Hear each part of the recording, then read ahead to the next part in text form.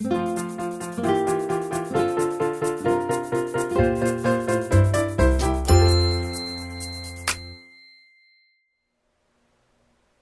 this is Ingrid from Quiltessential Co in St. Albert, and today we're going to be working on our November block of the month, and we're going to be having a lot of fun with that, and there's lots of fun events happening in our store right away.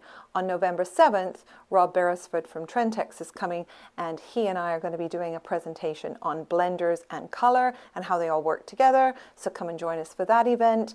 And on December 5th, we're celebrating Fassett's 87th birthday, and we're having a bash. So come and join us for that too. And now we're going to cut. So we're going to be cutting out.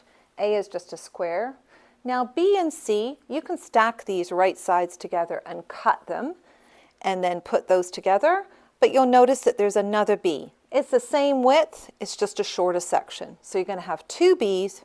The B and C are going to be stacked together, right sides together, and cut. And then you can do the same thing with these two.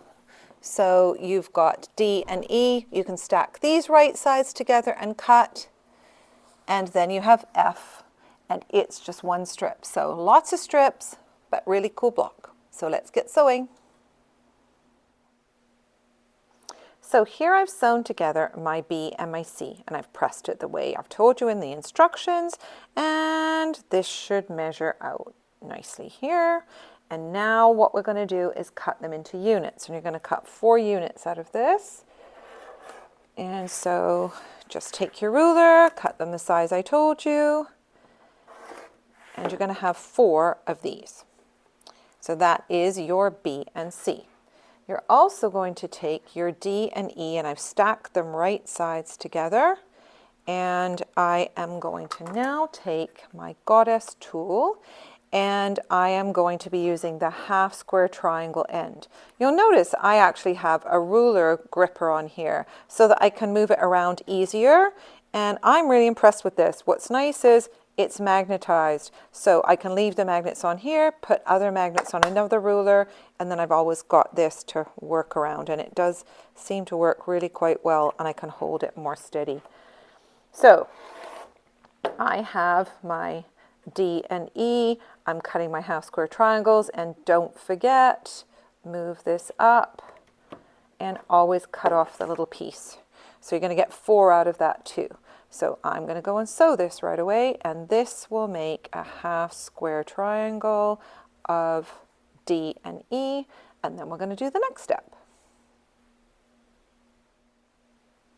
So now I have my D and E sewn together and pressed. It's a good job to trim it at this point, because when we do the next step, if it's not exactly trimmed square, then it might be a bit of an issue. I also have my other B, the small short strip, and my F stacked together. It doesn't matter if they're right side or wrong side. And I'm using the half square triangle end of the ruler to trim, or not trim, to cut those. And again, make sure every time you cut them that you go and take off the little piece at the bottom. So you're going to get 4 sets of B and of F from your strip. And now we're going to do the magic, because we want to have our pieces like this. So what we're going to do is cut with a small cutaway. We're going to be cutting away from each corner, and make sure you're going across the block and cutting E and D.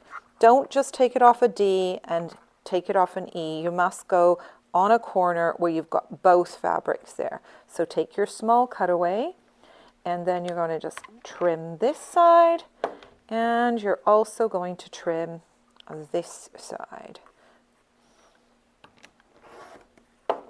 Now this is where it gets clever and tricky.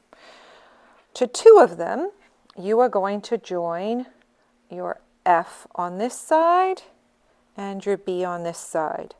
And then to the other 2, you are going to make sure that they're joined the other way around. So you either flip it or change it, but you need 2 that go with your D and E like this.